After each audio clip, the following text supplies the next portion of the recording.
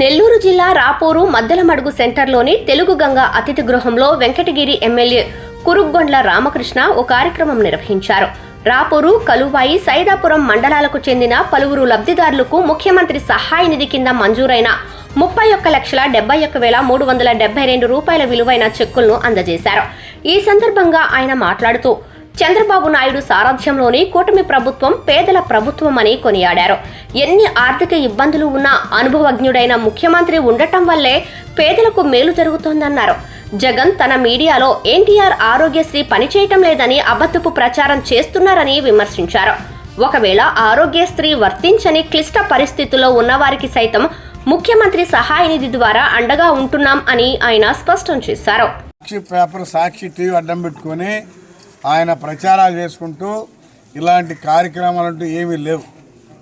ఎవరైనా పేదవాళ్ళు హాస్పిటల్లో చూపించుకుంటే ఆరోగ్యశ్రీ వర్తించకపోతే వాళ్ళు బిల్లులు తెచ్చుకొని ఆ శాసనసభ్యుని ద్వారా ఇస్తే ఆ శాసనసభ్యుడు ముఖ్యమంత్రి నిధి కింద పెట్టి ఈ విధంగా ఈరోజు ఈ ప్రభుత్వం చెక్కులు ఇస్తూ ఉంది. ముఖ్యమంత్రి చంద్రబాబు నాయుడు టైంలోనే గతంలో కూడా ఇచ్చాం. ఇప్పుడు కూడా ఆయన పేదవాళ్ళు దృష్టిలో పెట్టుకొని ఎక్కడైతే ఆరోగ్యశ్రీలు మరి వాళ్ళు వర్తించలేదు దానికి బిల్లులు తెచ్చుకొని ఆ శాసనసభ్యుని ద్వారా ఇస్తే వాళ్ళు ముఖ్యమంత్రి నిధి కింద పెట్టి ఈరోజు ఈ కార్యక్రమాలు చేస్తూ ఉన్నారు. ఇది నిరంతరం ప్రక్రియ, ఒకరోజు కాదు, ఇస్తూనే ఉంటాం. ఎవరైతే పేదవాళ్ళుగా ఉండి బిల్లులు తెచ్చిస్తారో ఆ బిల్లులన్నీ కూడా సీఎం దగ్గర పంపించి ఆయన ముఖ్యమంత్రి నిధి ద్వారా ఇప్పుడు డబ్బులు ఇస్తూ ఉన్నాం. అందులో భాగమే ఈరోజు ఈ రాపూరు, సైదాపురం, మరి కలవాయి 3 మండలాలని ఈరోజు రాపూర్లో ఇవ్వడం జరిగింది. రాపూర్ మండలంలో 9 మంది 4,75,000, అదేవిధంగా సైదాపురం మండలంలో 20,15,486 రూపాయలు, కలవాయి 9 మందికి 9,80,000. ఇది 3 మండలాలు కలిపి 34,71,372 రూపాయలు ఈరోజు ఇవ్వడం జరిగింది. గత ప్రభుత్వంలో మాటలకే పరిమితమైంది కానీ ఈ విధంగా పేదవాళ్ళ దృష్టిలో పెట్టుకొని ఏ ముఖ్యమంత్రి పనిచేయలేదు. ఈరోజు ఈ రాష్ట్రం ఇన్ని ఆర్థిక ఇబ్బందులున్నా మరి జగన్మోహన్ రెడ్డి చేసిన పాపాలకి అన్ని బ్యాంకులు అప్పులు పెట్టి ఆ బ్యాంకులకు పోయే పరిస్థితి కూడా లేదు.